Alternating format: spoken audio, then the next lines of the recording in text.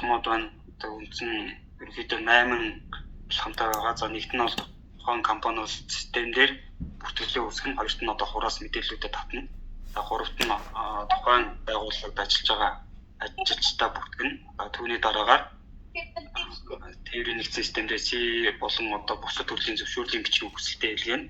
За систем маань матар тооцоолоо хийн. За тэгснээр дараагаар аж ахуй нэгж маань одоо илгээсэн тээврийн хэрэгслийн жагсаалт дотроос тээврийн хэрэгслүүдээ сонгоод тухайн тээврийн хэрэгсэл болон тээврийн хэрэгслийн даатгал болон жолоочийн одоо амь насны эрсдлийн даатгалыг оруулаад төлбөрөө төлөөд за C бичгээ хэвлүүлж авах юм үндсэн алхамтай байна. За тээврийн нэгдсэн систем маань гэрээ байгуулах гэсэн цэс нэмэгдэж орсон байгаа. За та бүхэн энэ дэр үндсэндний за дунд хэсэгтэр нь харж байна, гэрээ байгуулах гэсэн. За энэ гэрээ байгуулах хэсэгтэр бол баруун дээд талд нь за гэрээ үүсгэх гэсэн юм ногоон товчтой байгаа. За энэ гэрээ үүсгэх гэсэн ногоон товчон дээр дараад дарах юм бол одоо энэ үндсэн мэдээлэл гэрээний загвар гэсэн юм үндсэн хоёр цонхтой байгаа. За үндсэн мэдээлэлээр тухайн тээвэрлэгч аж ахуй нэгж маань одоо аль бомбын чиглэлд тээвэрлэлт гүйцэтгэн. За бомбын нэрийг сонгоно. За бомбын нэрийг сонгосны дараагаар доод талд нь сая хянаж шалгалтаар явсан одоо тээврийн хэрэгслийн байцаагчийн дүгнэлт гаргуулсан тээврийн хэрэгслүүд маань энэ доотлолт харагдах юм аа. За олон бомбын чиглэлд тээвэрлэлт гүйцэтгэдэг болвол за эхний хэлсэн за энэ жишээлбэл гашуун сухбат гэх бомбтоо сонгочно, доотлолт нь тээврийн хэрэгслүүдэд сонгочно. За дахиж та энэ гэрээ үүсгэх гэсэн товчон дээрээ ногоон товчон дээрээ дараад дараагийн бомбтоо сонгоно гэсэн үг. За энэ гэрээ үүсгэхийн доотлын машины жагсаалт төр бол зарим машинууд бол харагдахгүй байгаа. Тэр нь ямар учиртай гэхээр байцаагчийн дүгнэлтийн одоо нэг хүсэлт хийлгэсэн бүтэц байгаа шүү дээ. Чиргүүл, зүтгүүр болон чиргүүл болон тээврийн нэгдсэн систем дээр нөгөө автоусраа гэсэн бүтэц байгаа. Энэ хоёр хоорондоо тулж иж жагсаалт дээр тээврийн хэрэгслүүд маань бүрэн гарч ирж байгаа.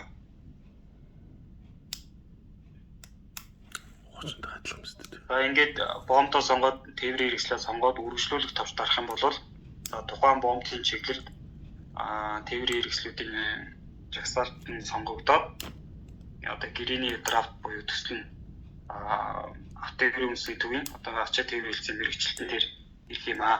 За түүний дараагаар мэрэгчлэлтэн